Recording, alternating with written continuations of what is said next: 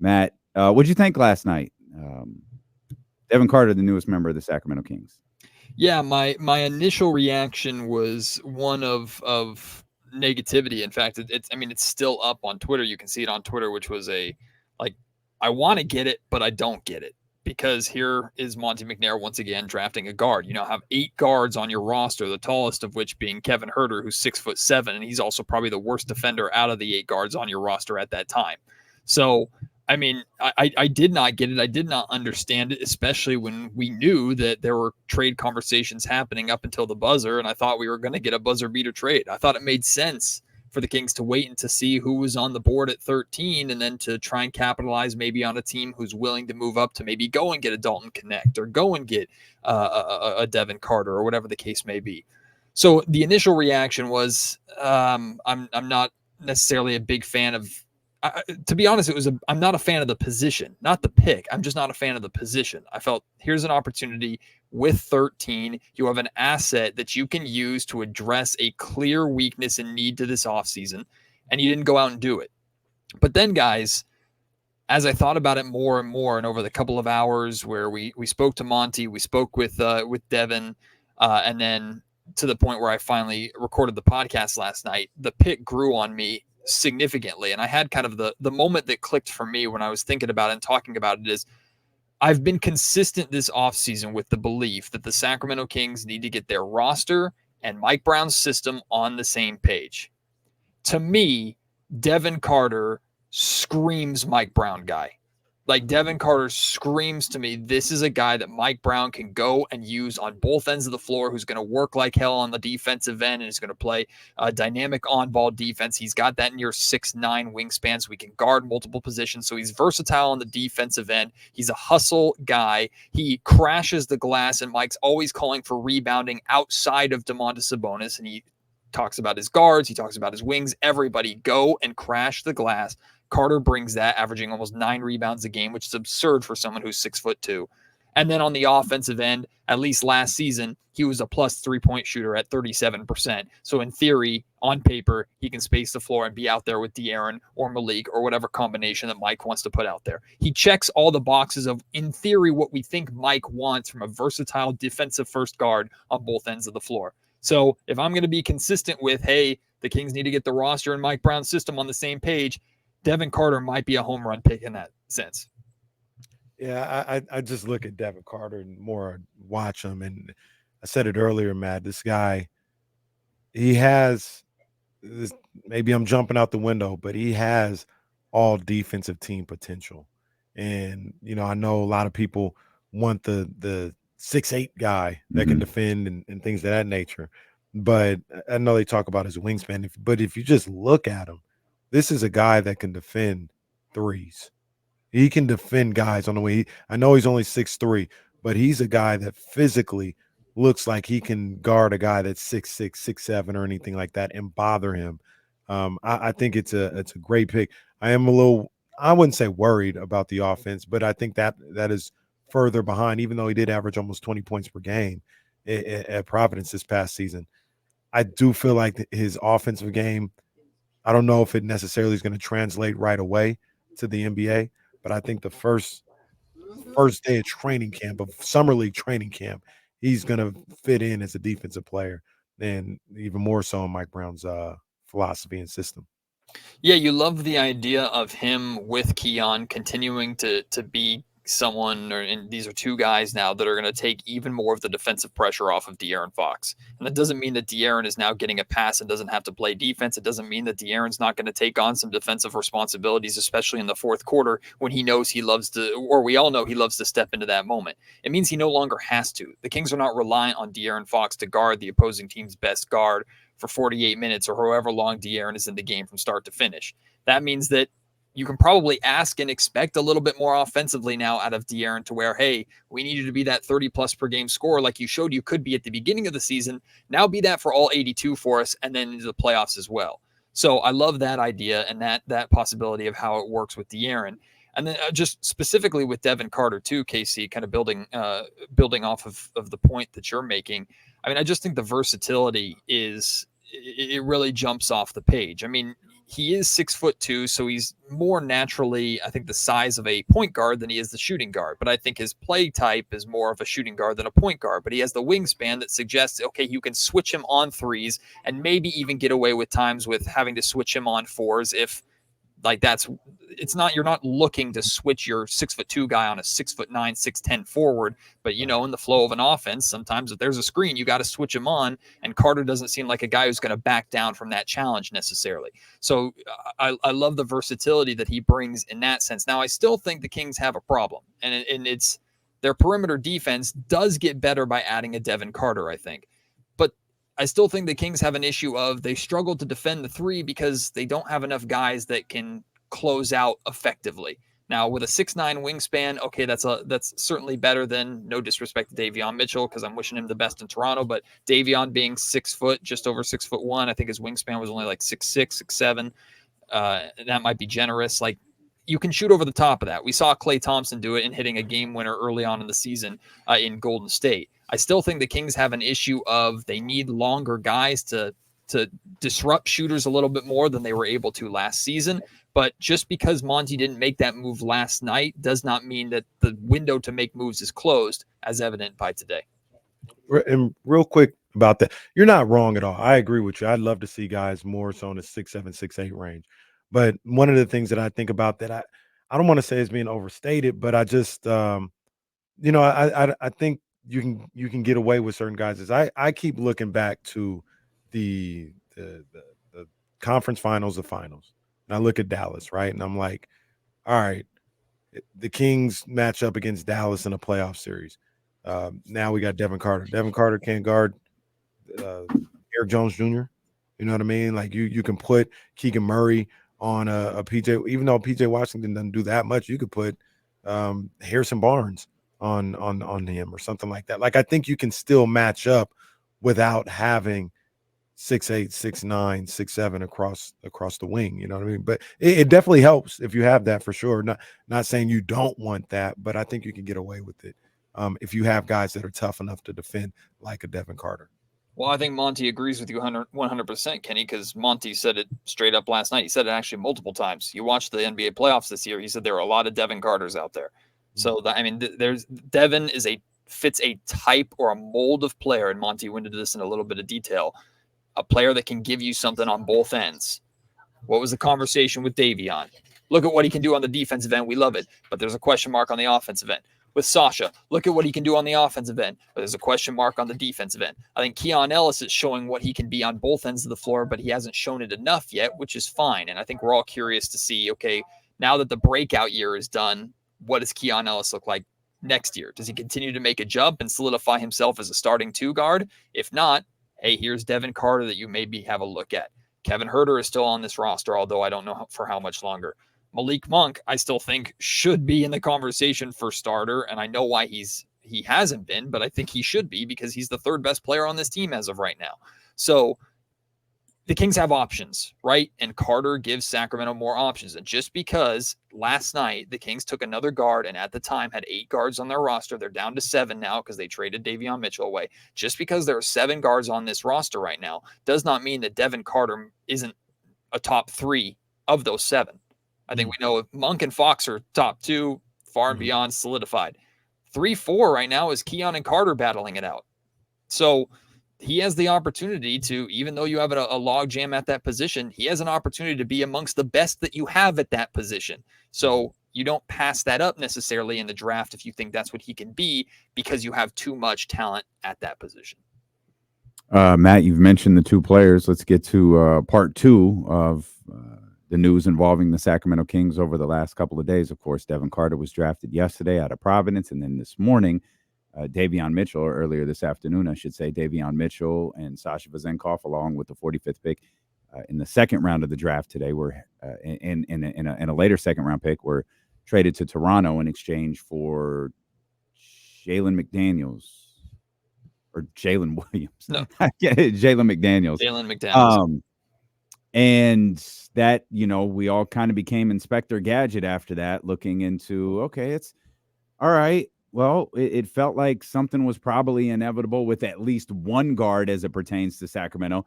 Then we started, looking at the salary cap aspect of all of this and, the money aspect and what this means in that regard. And so when you saw that trade go down, when you had a chance to digest it a little bit and see it for what it was, what did that tell you? Well, I know I wasn't the only one that did a double take and initially thought they read Jaden McDaniels and got super excited for half a second. And then you read Toronto and like, wait a minute, something's off here. So here's to me, the best way to simplify this trade from my understanding of it is it's purely financial. Like from a basketball standpoint, let's be honest, this is not a good trade.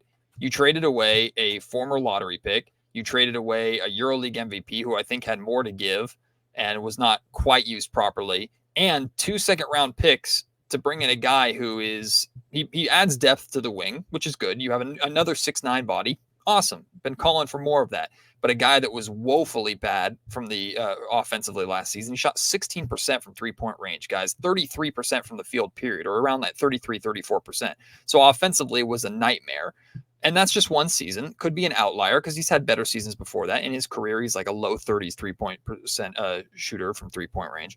So to me, this trade has really little to do with Jalen McDaniels outside of, hey, you added another body. To me, this is getting $7 million under the luxury tax, plus an extra $7 million on top of that under the tax apron.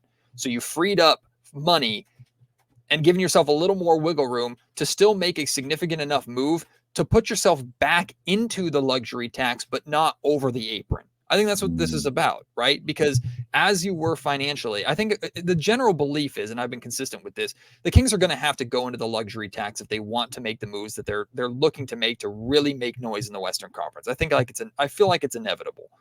Now, you don't have to go 2 aprons in and totally cap yourself out and be paying the ultimate penalties. And just if you go and take the time to look up, I'm talking to listeners here, go and take the time to look up the different aprons and what they mean. Because once you pass certain aprons, you're limited on things that you can do. For example, when you pass the first apron, which the Kings have about $15 million, a little bit less than $15 million before they pass that first apron. From that point, they cannot execute a sign and trade that keeps them over that apron, nor can they go out and, let's say, in the buyout market later on this season, a player is waived. The Kings cannot take in that player and that salary if it keeps them over that apron. So it sets limitations to what that they can do. And that's just the first apron. The second apron has a lot more penalties.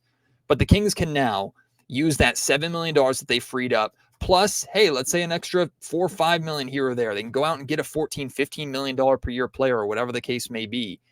Or no, $15 million would be too much.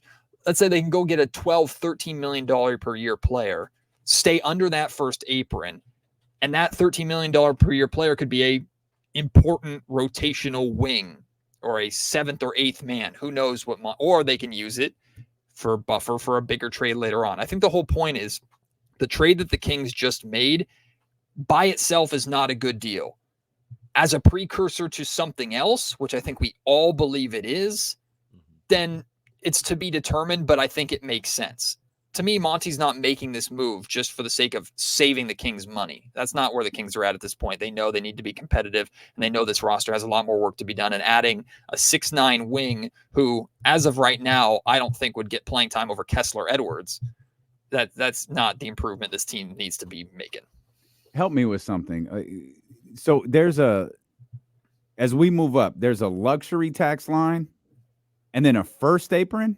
So there's a luxury tax, a first apron, and a second apron. Oh, I thought the luxury tax line was the first apron. So the luxury tax, like that's the first marker, and then the second apron is like that's where you're pretty much in financial hell. And Matt, you'll break this down, but basically, it's like if you go to 100 million, if you go 100 million to 109 is the luxury tax.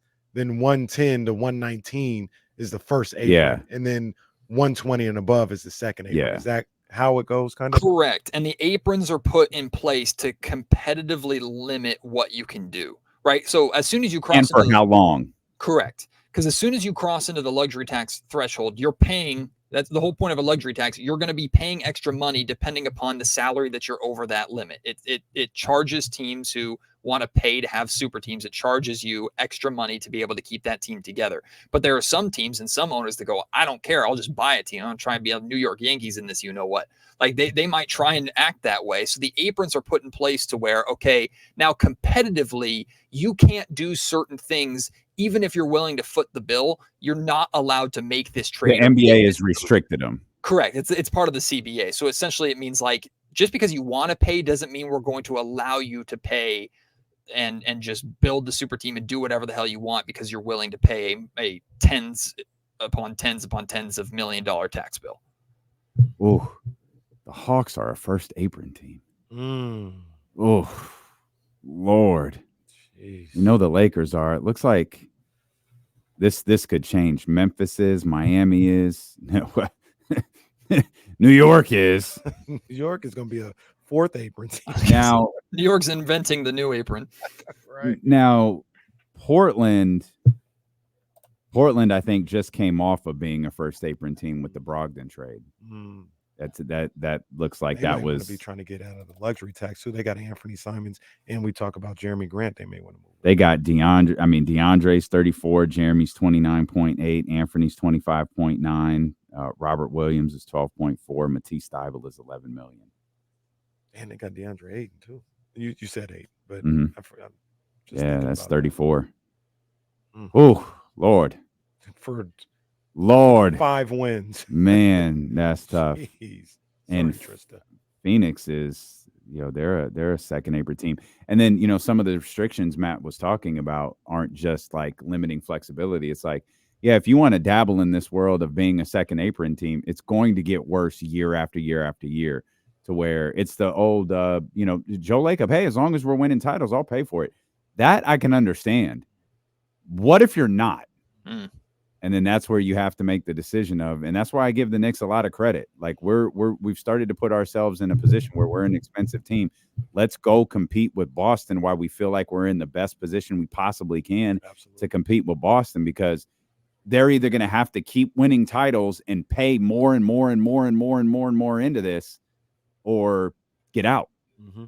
And we got to be the ones who force them out. Yeah. Because Lord knows Milwaukee ain't going to do it. No. Daryl Morey ain't going to do it.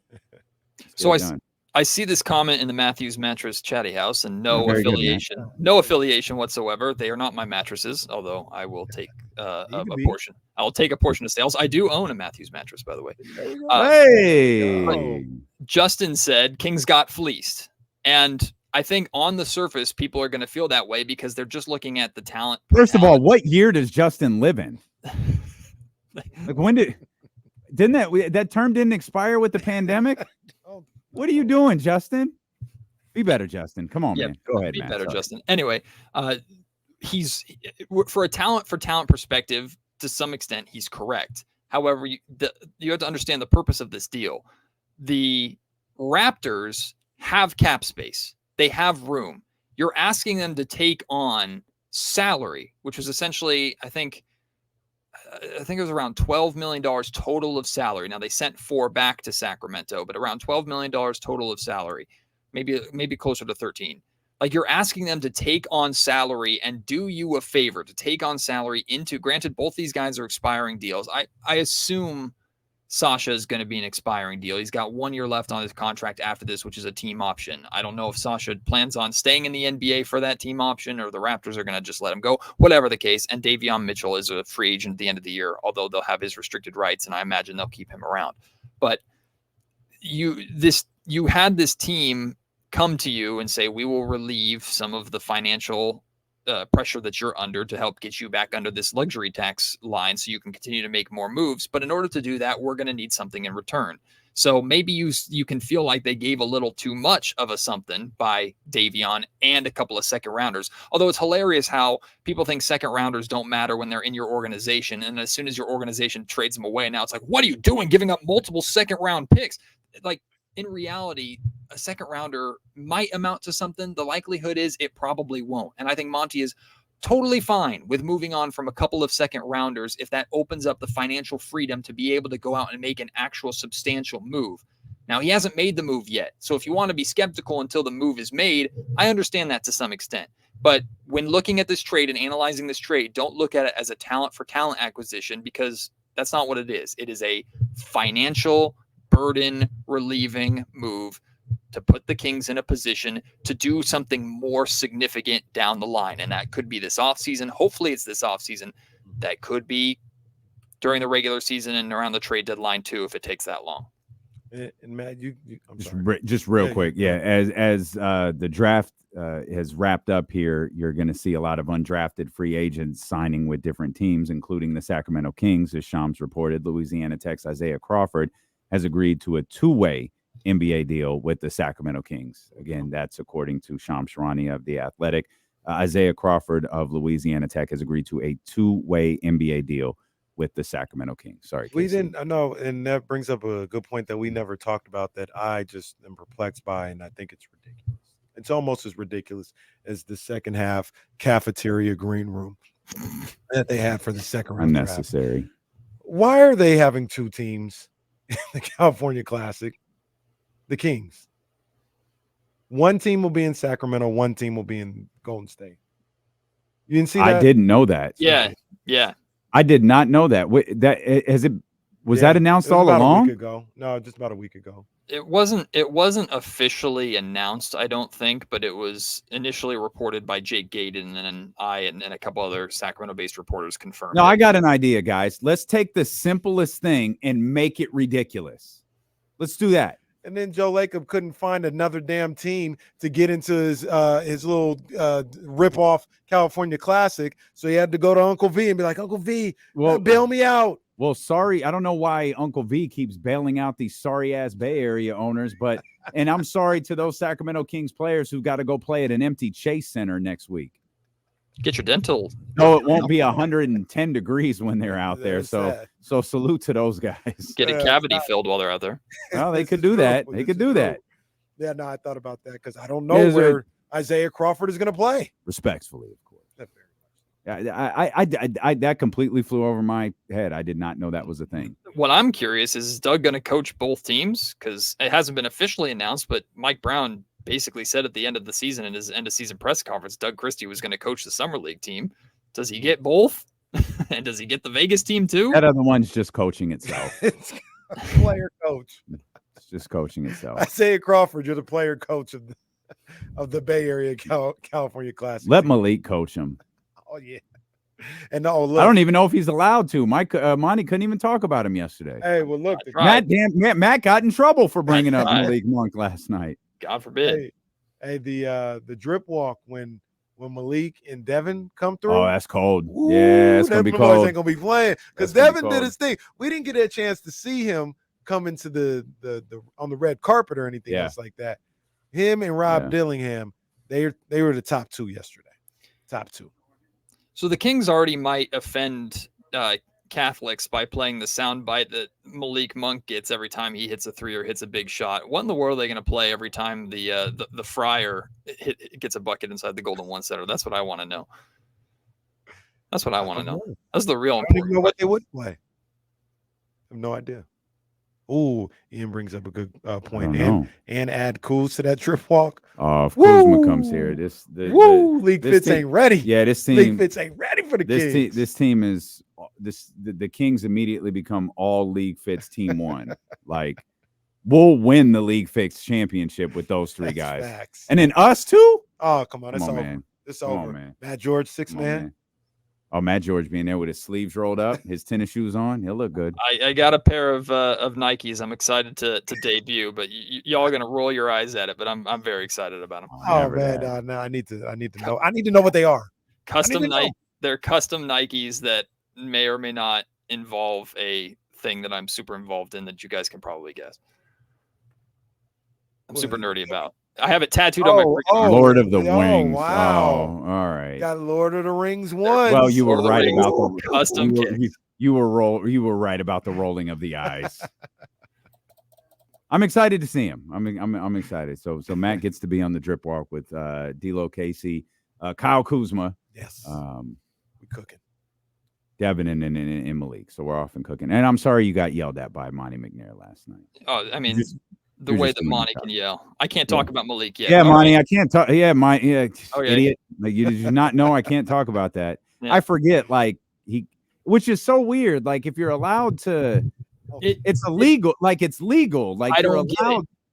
That's why I was confused. I was like, you have a new rule now that you can sign your own You know what? free agents as soon. So you've agreed Well- to a deal, but you haven't announced it yet. But it's legally can do it. Just tell us that Well, they Malik's coming back, Monty. So it's weird that it's weird to me that they can't sign, because they literally can't sign. But maybe Monty didn't. Maybe Monty forgot. Maybe Monty forgot it's a new rule. And oh wait, yeah, no, it is legal. I can talk about that. That's fine. I thought I had the green light too, because I asked him the question about Carter fitting with Mike, and he's like, "Oh yeah, we're excited to have Mike back. I haven't talked to you about that, by the way." I'm like, "Okay, you also haven't talked to us since the Malik thing." Oh, I can't talk about that. All right, well, screw me then. Matt was like, "I'm in there." Monty said, "No, you're not." Well, No, look, you're not. we haven't talked to Matt since Malik Monk Day, and just get Malik Monk Day. his Yeah. whole thoughts about how that went down, how surprised, if you're surprised, about how that all played out. I was surprised in the sense that I thought at least Malik was going to go into actual free agency itself so he could officially hear the offers of what was out there. But I mean, I think we can connect the dots to have a pretty good idea that Malik doesn't agree to do this with the Sacramento Kings if he doesn't have a pretty good idea, or his team doesn't have a pretty good idea of what the offers are looking like outside of Sacramento. I think Malik did the Kings a tremendous favor by agreeing to this and getting this done early on. And I think that speaks volumes on twofold. First, Malik getting this done to where the Sacramento Kings could go into the draft with the clear understanding that they know Malik is going to return. Now, it didn't matter because they took a freaking guard anyway, so all that crap point that I made didn't really matter, so chuck that podcast segment out the window. But on top of that, I think it's a representation of how this organization is changing for the better and how their reputation is changing for the better, to where things like that do not happen in Sacramento pretty often. And now Malik Monk's not a tier free agent on the level of like the superstars in this league, but he was a coveted free agent in a class that unfortunately there was not a lot of money out there for them at this point in time. So the Kings managed to get him to re-sign before free agency officially opened. He did them a favor. It happened relatively quickly after Mike Brown was extended. I don't think that's coincidental. I think if we're talking about the changing of a culture and how that has opened up the window of possibility for a player of Malik's status to agree to stay here in Sacramento and help them out, that whole culture change started when Mike Brown took the job in the first place. So I think it all goes back to Mike. Of course, De'Aaron being his best friend has something to do with it. I think Malik knowing his role and how important he is to this city and this team has something to do with it. I also think, I genuinely think he loves and being here in Sacramento. So it all played into a fantastic day, a home run of a day for the Sacramento Kings, to where they would know that even though they still have moves to make through the remainder of this offseason, it's not going to be nearly as bad as it could have been. I was on the level of saying it would have been a disaster to lose Malik Monk. The fact that you have him secured and he is part of your core to now, Keegan and De'Aaron are the guys that you need to worry about 2 years from now, re-signing and getting them part of your core going forward. I think it puts the Sacramento Kings in a tremendous position, and it's worthy of a lot of celebration. And the reaction on social media, I think, says it all. Malik is loved here in Sacramento, and that move was significant here in this city. It feels like it did a lot, Matt, to set up yesterday, today, tomorrow, the upcoming days where we expect a lot of movement around the league, and we certainly hope for a lot of movement, or at least significant movement, around Sacramento. The fact that you don't have to preface every conversation you're having with other teams with, well, we don't know what Malik is doing yet, so we've got to figure this out and all this. But if this all falls into place, like the fact that you have that in line, and I'd probably take it a smidge bit further, the fact that you were able to execute that trade today. We think it's related to something moving forward, but even if it's not, it puts them in a really prime position but prime might be a stretch, but it puts them in a really good spot for some business over the course of the next couple of days. Flexibility still continues to be kind of the key buzzword that Monty has used his entire career here in Sacramento. And this trade today, the acquisition of Devin Carter, it falls into that mold. I mean, you have the flexibility of a guard that is versatile and can play multiple positions that seems to fit where you're going.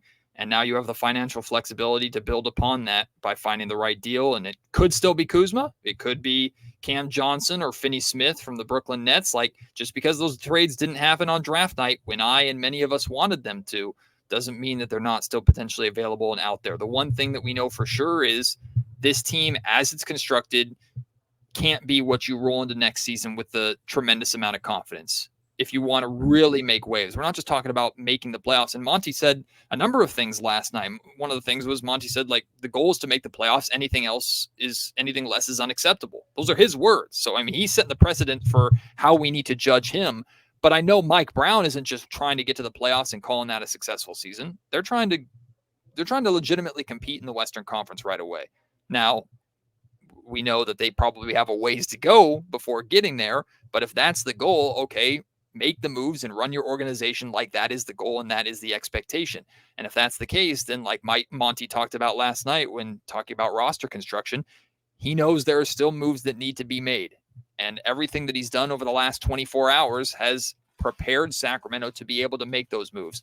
Now it's about actually executing them. And I think that's where a lot of the skepticism or fear from Kings fans comes from, is because we went through 2 trade deadlines and an offseason where the Kings could have made moves, but didn't. They tried, but didn't. Now there's no try. There's no could have. Like you've set yourself up. You have to make that move. So go out and make it, whatever it is.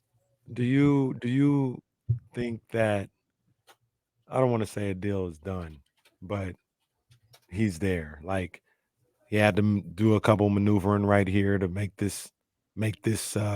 whatever space he needed.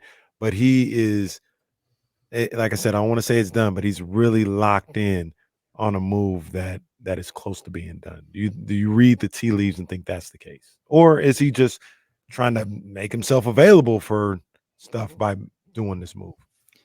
A mixture of gut feeling and just side conversations. I think Monty knows exactly what's out there and is available to him. And it's about finding what is right and what's the right price for it. I think that's the point of where we're at. I don't think Monty is still scanning for the assets or scanning for the guy or guys that could be available. I think he knows what's out there. I think he has options that he thinks can improve this roster. Which is the best option? Which fits the most with the Kings going forward?